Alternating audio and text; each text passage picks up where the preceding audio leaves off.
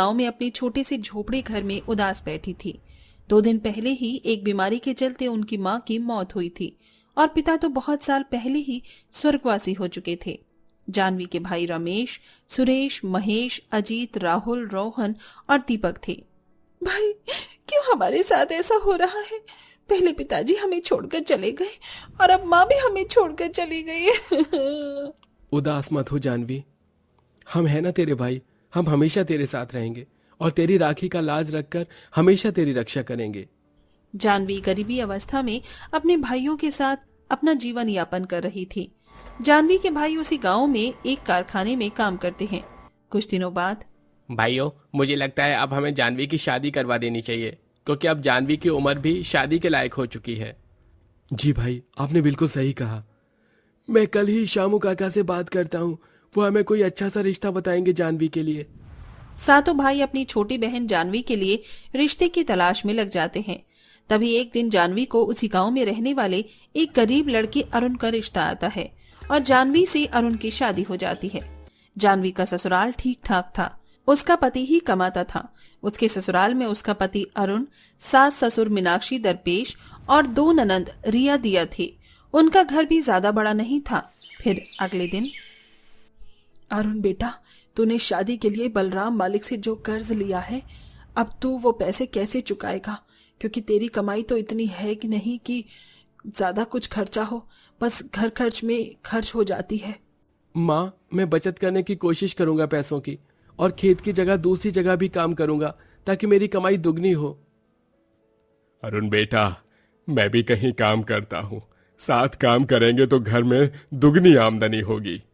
नहीं पिताजी, मैं आपको इस उम्र में काम नहीं करने दूंगा। अरुण अपने काम पर चला जाता है। अरुण उसी गांव में खेतों में मजदूरी करता था। उसकी कम कमाई में इतने बड़े परिवार का गुजारा चलाने में अरुण को काफी मुश्किलों का सामना करना पड़ता था।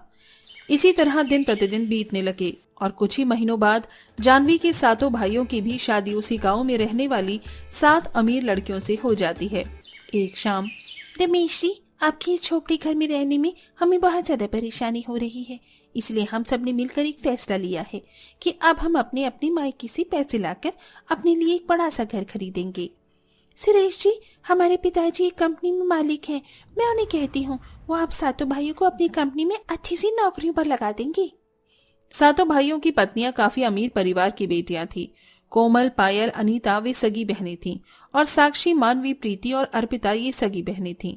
तभी 7 अपने अपने मायके से पैसे लाकर उसी गांव में एक बड़ा सा घर खरीद लेते हैं और साथ में अपने पतियों को अच्छी कंपनी में नौकरी भी दिलवा देते हैं।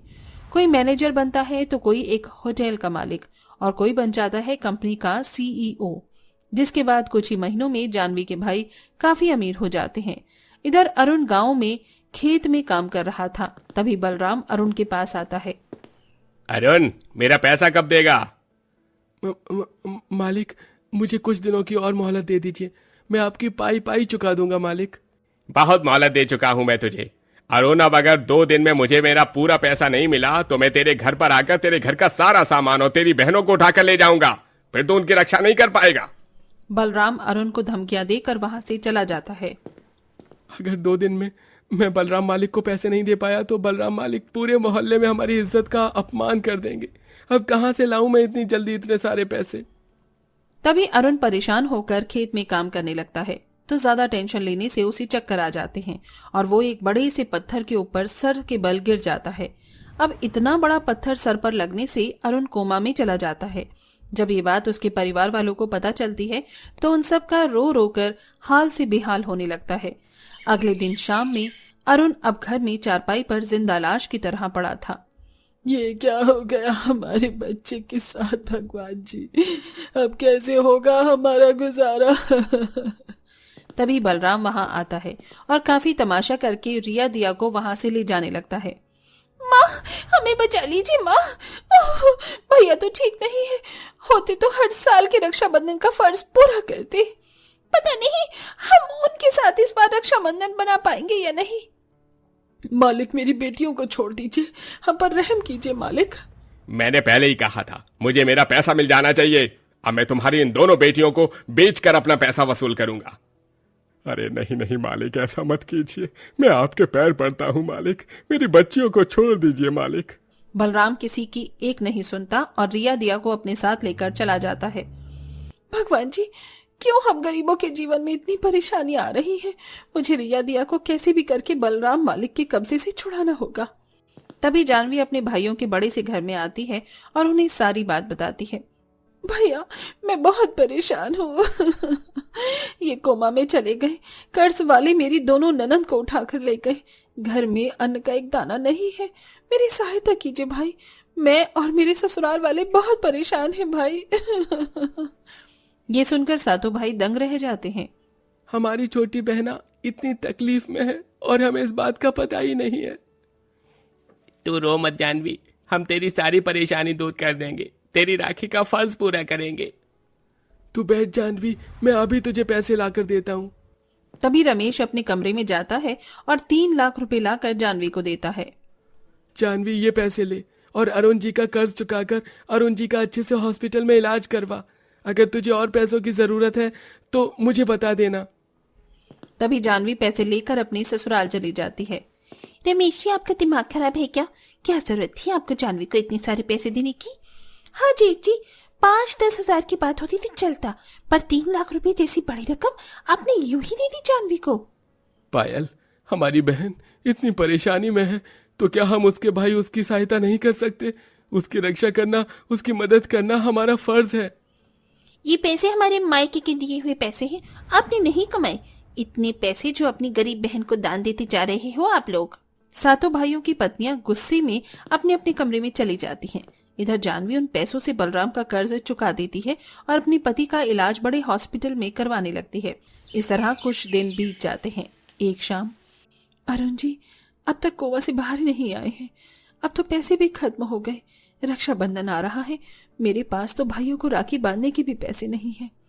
बहू, मैं क्या कहती हूँ, हम दोनों मिलकर खेतों में मजदूरी करते हैं ना। अब जीवन का गुजारा करने के लिए कुछ तो करना ही होगा ना हमें। घर का राशन भी खत्म हो चुका है, अब क्या खाएंगे हम? तभी रमेश, सुरेश, महेश ये तीनों कोमल, पायल और अनीता के साथ जानवी के ससुराल में आते हैं।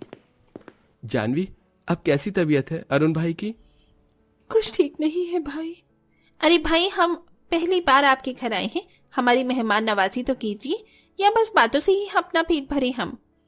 अब क्या करूं, घर में तो अन्न का एक दाना भी नहीं है, पास में एक पैसा भी नहीं था। तभी जानवी रसोई में आती है। भगवान जी, मेरे भाई भाभियां पहली बार मेरे ससुराल आए हैं और इस समय घर में अन्न का एक दाना भी नहीं है, अब क्या दूं मैं इन्हें खाने के लिए? करीब आधा घंटा बीत जाता है। जानवी अब तक रसोई में ही थी। अरे जानवी, अब तक रसोई से बाहर क्यों नहीं आई? घर में तो अनाज ही नहीं है, अब क्या करें? कहीं जानवी को माँ की याद तो नहीं आ गई? रमेश रसोई में आता है तो अंदर जानवी रो रही थी। जानवी, क्या हुआ? भैया। तभी जानवी रोते रोते रमेश को सारी बात बताती है। घर में अन्न का एक दाना भी नहीं है भाई, मुझे इतनी शर्मिंदगी महसूस हो रही है कि मुझसे भाभियों के सामने भी आया नहीं जा रहा भाई। जब इतनी सब परेशानी है तो तूने मुझे बताया क्यों नहीं जानवी? रुक, मैं अभी तेरे लिए राशन लेकर आता हूँ। रमेश बाहर आता है और अपने भाइयों को बाहर ले जाकर 4 से 5 महीने का एक साथ राशन लेकर जानवी के ससुराल आता है और वो राशन देकर जानवी को कुछ पैसे भी देता है। जानवी, इन पैसों में कोई कारोबार करके तुम अपना जीवन आराम से बिताओ।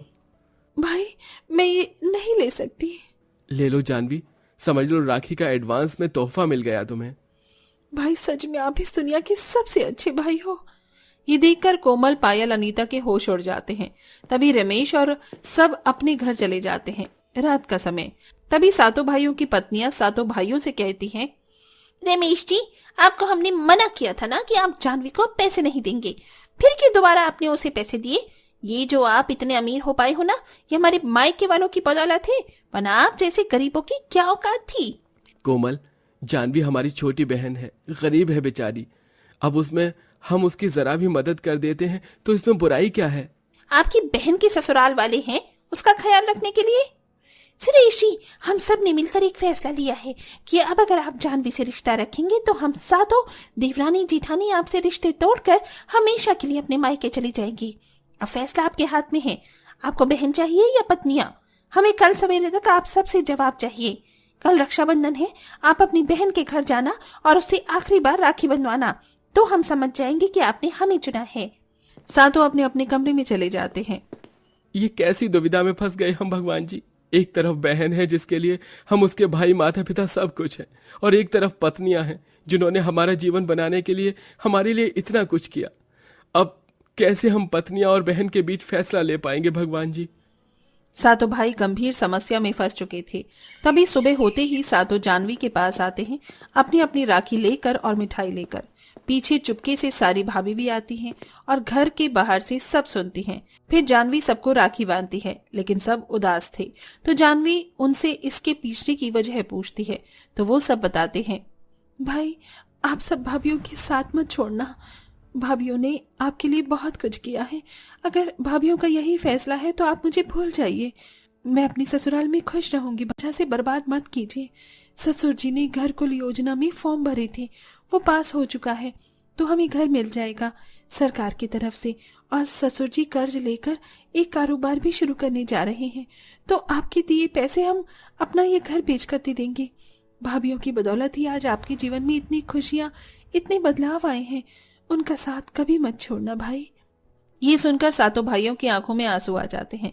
तभी ये सारी बात पीछे खड़ी सातों भाइयों की पत्नियां सुन लेती हैं और वो सब जानवी के पास आती हैं। जानवी, हमें तो लगा था कि तुम ये बात सुनकर हमें बुरा भला कहोगी, हमें कोसोगी, पर तुम्हारे दिल में तो हमारे प्रति कितना लगाव है। तुम हमारे लिए अपने भाइयों से रिश्ता तोड़ने तक को तैयार हो गई हो। सच में तुम बहुत अच्छी हो जानवी। अब कोई फैसला करने की जरूरत नहीं है आपको जी। और जानवी, तुम्हें कोई पैसा देने की जरूरत नहीं है हमें। अब से हम हमेशा तुम्हारी सहायता करेंगे। ये सुनकर जानवी अपनी भाभीियों के गले लिपट जाती है। उसके बाद जानवी और उसकी भाभियां हमेशा एक दूसरे के साथ बड़े ही प्रेम से रहने लगे और जानवी की भाभियां हमेशा जानवी की सहायता करके उसके जीवन की परेशानियों को दूर करने लगीं।